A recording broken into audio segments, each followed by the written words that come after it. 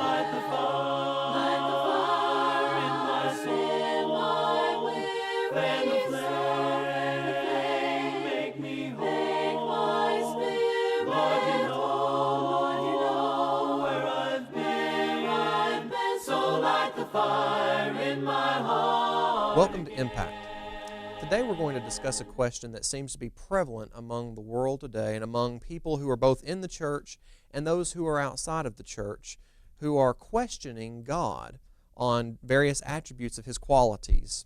One thing that we're going to discuss, and the main emphasis of our lessons for today, is why is it, or how is it, why particularly did God create an eternal punishment? Why did He create hell? Is it something that's part of Him? Is it part of His qualities? How can we mesh all of God and what we know of hell together? And today we're going to discuss basically three ideas. First off, the qualities of hell. What is hell like, with various questions that perform relating to hell.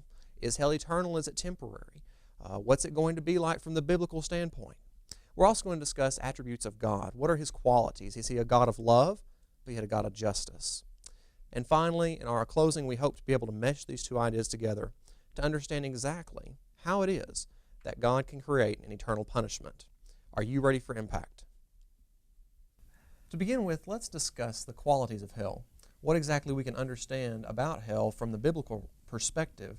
What does the Bible have to say on it is just a common question. And I think the first off is hell a biblical topic? Is it something that we need to spend time discussing? Because if it's not in the Bible, then why worry about it? Exactly. And I think, at least for most of us, the obvious answer is yes. Of course, it's a biblical topic. It's referenced many, many times. And I don't know why we would think that heaven, being a good side of eternity, would exist without the possibility of there being a bad side. Very true. There are several, as Nick said, I mean, the passage references for hell there's just a list of them. You can go to any sort of concordance and just search for hell. And it seems that in the language itself that there are two ideas for hell that are commonly translated. There's one that means literally the hell, the eternal torment, the eternal punishment. And that's a prime example is Matthew 5, verse 22. Matthew 5 and verse 22 says, "But I say to everyone that is angry with his brother shall be guilty before the court, and whoever says to his brother, you good for nothing, shall be guilty before the Supreme Court, and whoever says you fool shall be guilty enough to go into the fiery hell." So that's a prime example of a usage of hell. But there's also another idea of hell just referencing to the grave. You can think of the rich man and Lazarus. That was a reference to the grave. The word used there primarily linked to the grave, and we see that also in the Psalms as the idea of just going to the grave. Can you think of any other references that we can share that would be about the idea of hell? Well, I think we had talked about how the word for hell that Jesus used a lot referred to actually a valley in the Old Testament. Yes. The valley that Nick is referencing to is, I believe it's the valley of Hinnom. It's called Gehenna, and there was in the Old Testament, I believe it's the book of Jeremiah, references the idea that there was child sacrifices that took there to an idol god. It's a place that has just been almost reviled by the people of the first century. It was despised. And as the time of Jesus came about, most historians take it that this valley had become the waste dump for the city of Jerusalem. That as the waters flowed through, as fresh water came in, it took their waste out. Dead bodies were burned there, dead animals were sent there, trash was sent there. And the context is that this place was always burning to take care of the trash problem. And so as Jesus uses it, and if historians are correct in that statement, then it comes from a very true perspective of almost like our modern day incinerators that are constantly burning off trash. The same was true, it seems, for the city of Jerusalem. As their trash went out, they would burn it. And so as Jesus uses it, the first century mind thought about this place that was always burning, always taking care of the problem, that was a vile place, an unclean place. And so I think that's the idea that Jesus uses from, that the first century really pulls from for our idea of hell today.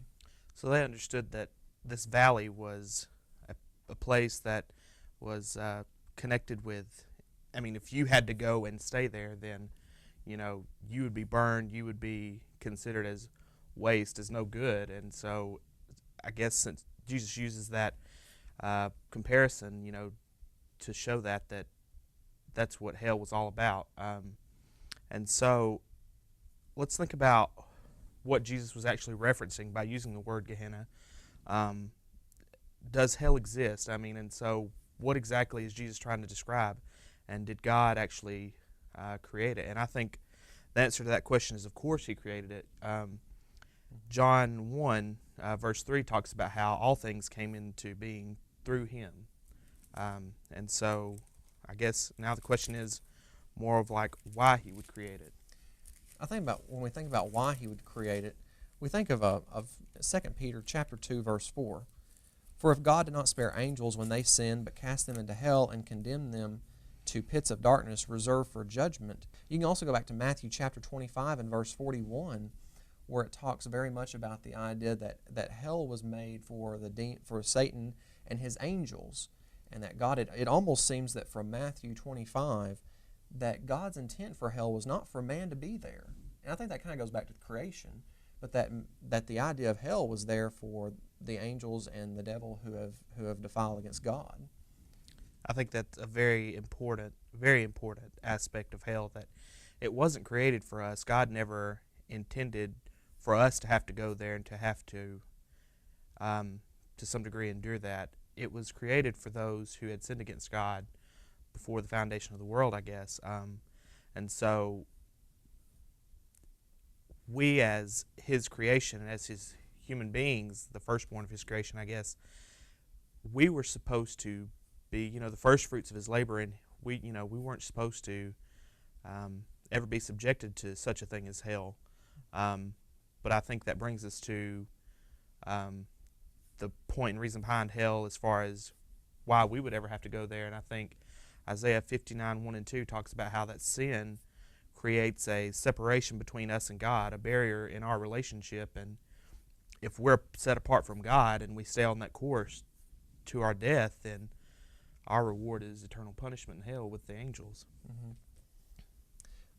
One last thought before we go on is that, is hell temporary or is it an eternal aspect? A lot of people question this. And I think that as we think about this, you can turn to Matthew chapter 18 and verse 8 or Revelation 20 and verse 10.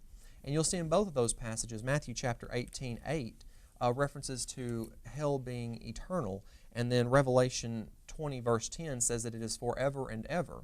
The question goes as, is the soul sent to hell? And it has this idea called annihilationism. Hope I pronounced that correct. Annihilationism is where the soul is sent to hell, and then after it is either one, it's sent to hell, it's instantly destroyed, or one, it's sent to hell and it pays for its sins and then is destroyed.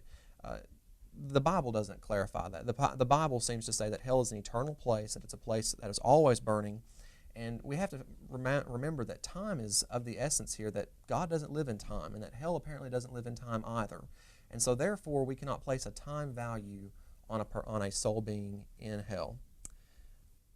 I think in conclusion, something that we need to clarify about the topic of hell and whether or not it's temporary or eternal or all these things is many people don't want to believe in an eternal hell and eternal punishment simply because they don't want to accept the fact that might be their fate. And we know that there's options and there's way around having to go to hell, but I think that's the reason why there's so much confusion, is people haven't necessarily studied the Bible so much as to see what it really does say about it, and know what we can know about it. And so instead of actually studying for themselves, they want to create their own ideas and perceptions of hell. I think this is a good time. Let's go to a break. Thank you for joining us today on Impact. If you'd like to contact us, you may write us at P.O. Box 616, Pulaski, Tennessee 38478. Or you may call us at 931-363-2777. We would love to hear from our viewers. And now, back to the program.